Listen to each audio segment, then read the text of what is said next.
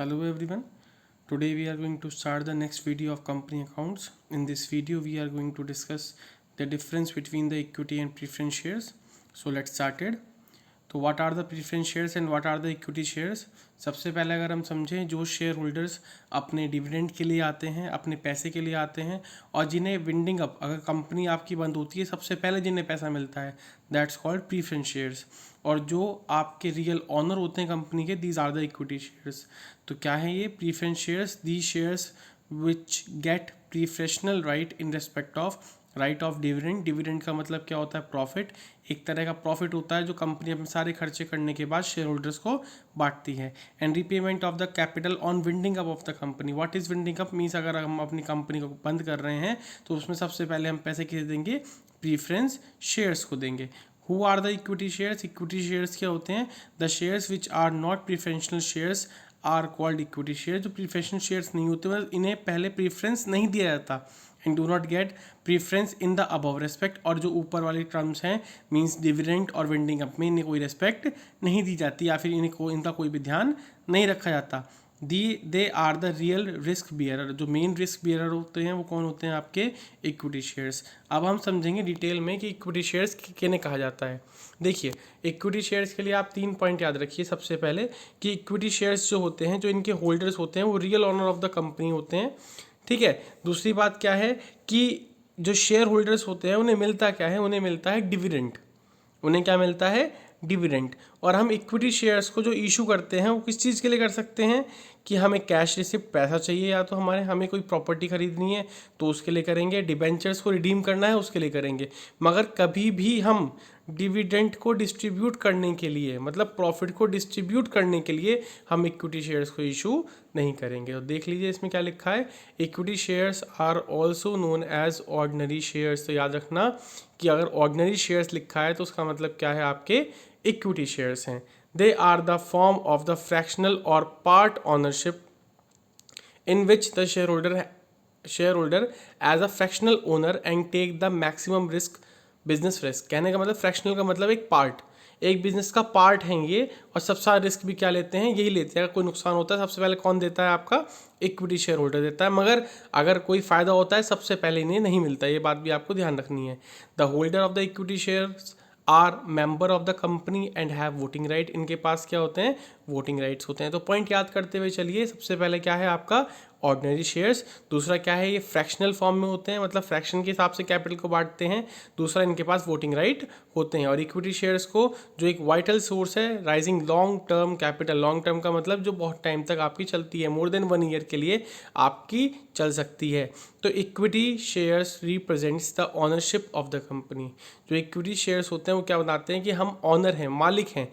And capital raised by the issue of such shares is known as ownership capital और owners fund. तो जो पैसा हमें equity shares को इशू करने के बाद मिलता है, that is also known as ownership capital and owners fund.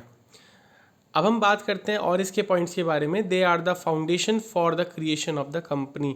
अगर हम कहते हैं किसी कंपनी को सेटअप करना है, कौन से शेयर्स इशू करें, तो आप बताएंगे equity shares. Equity share holders are paid on the basis of the earning of the company and do not get a fix dividend. इन्हें कभी भी फिक्स डिविडेंड नहीं मिलता, जैसी अर्निंग होगी ऐसे इन्हें पैसा मिल जाएगा। They are refers to as residual owner. What is residual? बचा, अगर कोई पैसा बच गया तो इन्हें मिलेगा, अदरवाइज इन्हें नहीं मिलेगा।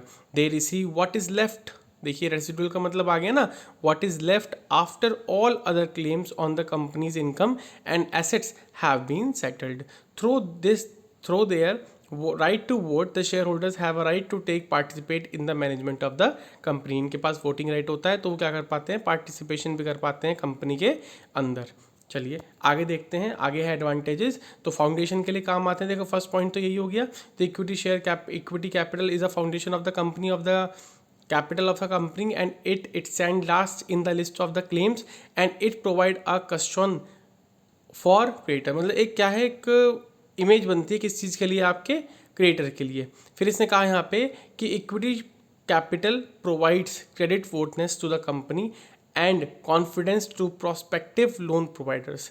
देखिए, अगर इक्विटी कैपिटल होगी तो मतलब आप पैसा देंगे, और जो कॉन्फिडेंस क्रिएट करता है प्रोस्पेक्टिव लोन प्रोवाइडर्स, जो आपके लोन प्रोवाइडर्स होते हैं वो इजीली आपको लोन दे देंगे। Investor who are willing to take a bigger risk for higher returns, preference equity share, जिन्हें चाहते हैं कि रिस्क भी लें और साथ में पैसा भी बहुत कमाए, तो वो क्या खरीदें, आपके equity share. There is no burden on the company as payment of dividend to equity share holders, it is not compulsory. देखिए सब रेसिडुअल इनकम का बारे में पता भी बताया था हमने आपको कि जो बचा कुचा पैसा होता है वो इन्हें मिलता है, तो कंपनी के ऊपर कोई बर्डन नहीं होता कि इन्हें पेमेंट करना ही करना है। Equity issue rises fund without creation any charge on the assets of the company.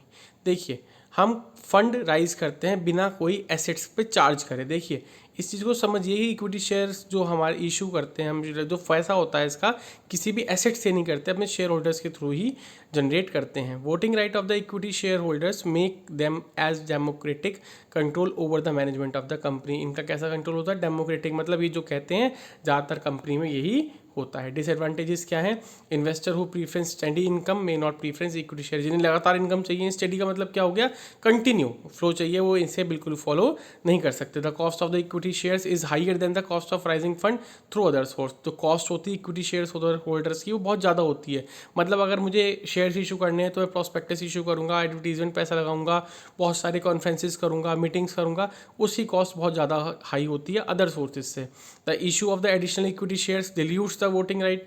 बहुत बार क्या होता है, और शेयर्स इशू करने से जो पहले वाले शेयर होल्डर्स हैं उनके राइट, वोटिंग राइट कैसे हो जाते हैं, कम हो जाते हैं, and earning of the existing share holder. और शेयर इशू करने से, अब देखिए अगर मैं इसका आपको एग्जांपल दूं, मेरे कंपनी में 1000 इक्विटी शेयर्स थे, इक्विटी शेयर होल्डर्स थे, अब मुझे और पैसे चाहिए, मैंने 1000 और जोड़ दिए, तो पहले जो पैसा था वो किस में जुड़ रहा था, आपके 1000 में बट रहा था, अब कितने में बटेगा, 2000 में। तो इससे राइट भी देखिए, वोटिंग भी अब 2000 की होगी और जो प्रॉफिट है वो भी 2000 में ही बटेगा। मैनी फॉर्मेलिटीज़ एंड जो भी सारे बहुत सारे टाइम कंज्यूमिंग प्रोसेस है, बहुत सारी आपके प्रोसीजर होते हैं जो डिले करते हैं इसके काम में, बहुत सारी रेस्ट्रिक्शंस आप कह सकते हैं कि बहुत सारे पेपर वर्क इसके अंदर होता है, किसके अंदर, आपके इक्विटी शेयर्स के अंदर। अब आगे बात करते हैं प्रीफरेंस शेयर्स की। अब नाम से समझ में आ रहा है, प्रीफरेंस मतलब सबसे पहले जिन्हें पैसा मिलेगा, इक्विटी शेयर होल्डर से पहले जिन्हें पैसा मिलेगा। डिविडेंड, अगर कंपनी विंडिंग अप हो रही है, हमने शुरू में ही पढ़ा था, सबसे पहले पैसा इन्हें मिलेगा। तो preference shares are the shares which promise the holder a fixed dividend. देखिए प्रीफरेंस शेयर्स वो शेयर्स होते हैं जो पैसा आपने दिया कंपनी को और आपको इतना तो मिलना ही मिलना है, मैंने 6% पे दिया है, 6% मुझे मिलेगा ही मिलेगा। Whose payment takes priority over that of ordinary shares dividend. What is ordinary, equity. Equity से पहले कितने प्रेफरेंस मिलती है, आपके प्रीफरेंस शेयर होल्डर्स को। The capital raised by the issue of the preference shares is also called preference share capital. जो पैसा हम प्रीफरेंस शेयर से कमाते हैं उसे प्रीफरेंस शेयर कैपिटल कहा जाता है। The preference share holders are in superior position over the equity share holders in two ways. देखिए इनकी हाई, मतलब इन्हें कैसे प्रायोरिटी दी जाती है, इक्विटी शेयर होल्डर और इनमें फ़र्क क्या है। पहला क्या है, देखिए जब प्रीफरेंस का नाम ही आ रहा है, सबसे पहले पैसा इन्हें मिलेगा। First receiving a dividend, fix rate of dividend out of profit of the company before any dividend is declared for the equity share holders. Equity share holders से पहले सबसे पहले पैसा इन्हें मिलता है। Second, receiving their capital after claim of the company creditors have been settled at the time of liquidation. कहने का मतलब जब आप क्रेडिटर्स को पेमेंट कर देते हैं उसके बाद जस्ट इन्हें पैसा मिल जाता है, ये इनका मेन डिफरेंस है। फिर बेनिफिट्स के बारे में बात करें, it does not affect the control of equity shares over the management at preference shares holder doesn't have voting right। तो एक डिफरेंस आप देख लीजिए, इक्विटी वालों के पास वोटिंग राइट होते हैं, इनके पास वोटिंग राइट नहीं होते। Payment of fix rate of dividend to preference share holders may make a company to announce higher rate of dividend for the equity share holders in the good time. देखिए fix rate का मतलब आप समझ ही रहे हैं, मैंने 6% preference share holders दिए, इट मीन्स कि मैं जो प्रॉफिट कमाऊंगा वो मेरा 6% ही रहेगा। अब जब कंपनी का अच्छा टाइम चल रहा है, वो पैसा अच्छा कमाएगी, तो ज़्यादा पैसे किस देगी, वो इक्विटी शेयर होल्डर्स को। Preference share holders have a reasonably steady income in the form of fixed interest rate of return and safety to investment. मतलब इन्हें क्या होता है, इनकी स्टेबल इनकम होती है, इतना तो हमें मिलना ही मिलना है। Also they are suitable for those investors who want a fixed rate of return with low risk. High risk इसमें होता है इक्विटी में, लो रिस्क इसमें होता है आपके प्रीफरेंस में। तो preference share holder have a preferential right of repayment over the equity shares in effect of liquidation और बैंकरप्सी ओवर ऑफ का कंपनी, एक कंपनी बैंकरप्ट हो जाए या लिक्विडेशन हो जाए उस टाइम भी इसे पैसा मिलता ही मिलता है कि नहीं आपके प्रीफरेंस शेयर होल्डर्स को। और preference share holder does not create any sort of change against the assets of the company. मतलब कोई भी, पहले वाले में भी यही था कि कोई भी एसेट्स पे कोई भी फर्क इससे नहीं पड़ता। आगे आप देखिए, अब ये सबसे इंपॉर्टेंट है टाइप्स ऑफ प्रीफरेंस शेयर्स। तो cumulative, non cumulative, participating, non participating, convertible, non convertible. चलिए स्टार्ट करते हैं। सबसे पहले क्यूमुलेटिव एंड नॉन क्यूमुलेटिव। बात को समझना शुरू करिए। मैंने क्या कहा कि जब एक शेयर होल्डर, फॉर एग्जांपल अगर मैं कह रहा हूँ मैं 6% के इंटरेस्ट रेट पे हूँ, डिविडेंड मुझे 6% मिलेगा, एक साल मुझे नहीं मिला, तो मैं अगले साल जब ले सकता हूँ दैट इज़ क्यूमुलेटिव, और जब मैं अगले साल नहीं ले सकता दैट इज नॉन क्यूमुलेटिव। पढ़िए ध्यान से। The preference share holders that have the right to collect unpaid dividend in the future years. मैंने पिछले साल नहीं कमाया था, मैं अब कवर कर लूँगा। In case the same is not paid during the year are known as cumulative preference shares.